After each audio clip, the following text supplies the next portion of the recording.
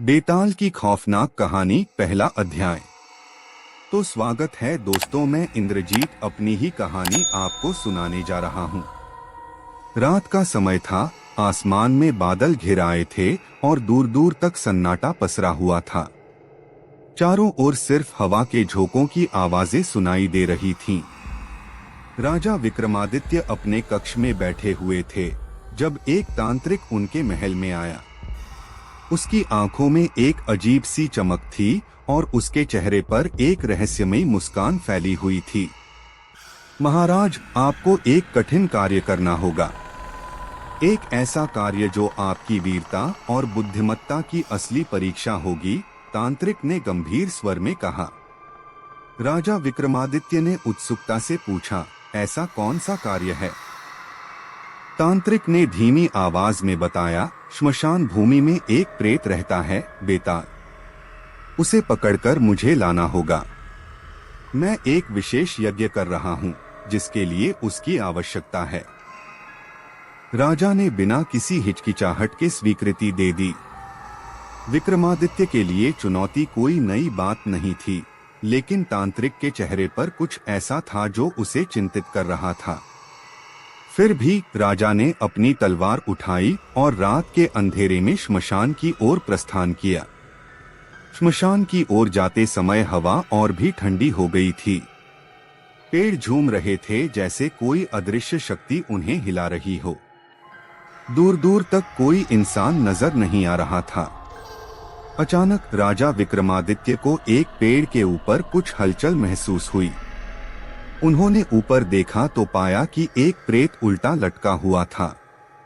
उसके लंबे बाल हवा में लहरा रहे थे और उसकी आंखों से खून की लकीरें बह रही थीं। यह बेताल था। राजा विक्रमादित्य ने अपनी तलवार म्यान में रखी और साहस के साथ पेड़ की ओर बढ़े। उन्होंने बेताल को अपने कंधे पर उठाया और चलने लगे। तभी बेताल ने अपनी गहरी, भयानक आवाज में कहा, हे राजा विक्रम, तुम मुझे पकड़ तो सकते हो, परंतु अगर तुमने रास्ते में कुछ भी बोला तो मैं फिर से इस पेड़ पर लौट जाऊंगा। राजा ने चुपचाप बेताल को कंधे पर उठाया और श्मशान से बाहर निकलने लगे। रास्ता लंबा और भयावह था। चारों ओर अजीब आवाजें आ रही थीं, जैसे कोई छिपकर उनका पीछा कर रहा हो। अचानक बेताल ने राजा से कहा, मैं तुम्हें एक कहानी सुनाऊंगा, लेकिन याद रखना, अगर तुमने सही उत्तर दिया तो मैं फिर से पेड़ पर लौट जाऊंगा। राजा ने कोई प्रतिक्रिया नहीं दी, लेकिन ध्यान से सुनने के लिए तैयार हो गए। बेताल ने कहानी शुरू की। एक गांव में एक युवा योद्धा था जिसकी शादी एक सुंदर युवती से तय की गई थी। लेकिन शादी के कुछ दिन पहले ही वह युवती रहस्यमयी तरीके से गायब हो गई। पूरे गांव में उसकी तलाश हुई, लेकिन उसका कोई सुराग नहीं मिला। कुछ दिन बाद गांव के श्मशान में उसकी लाश मिली। उसकी आंखें खुली थीं और उसके चेहरे पर डरावनी मुस्कान फैली हुई थी। किसी को नहीं पता था कि उसकी हत्या किसने की, लेकिन लोग कहते थे कि उसकी आत्मा अब भी श्मशान में भटक रही है, अपने हत्यारे से बदला लेने के लिए।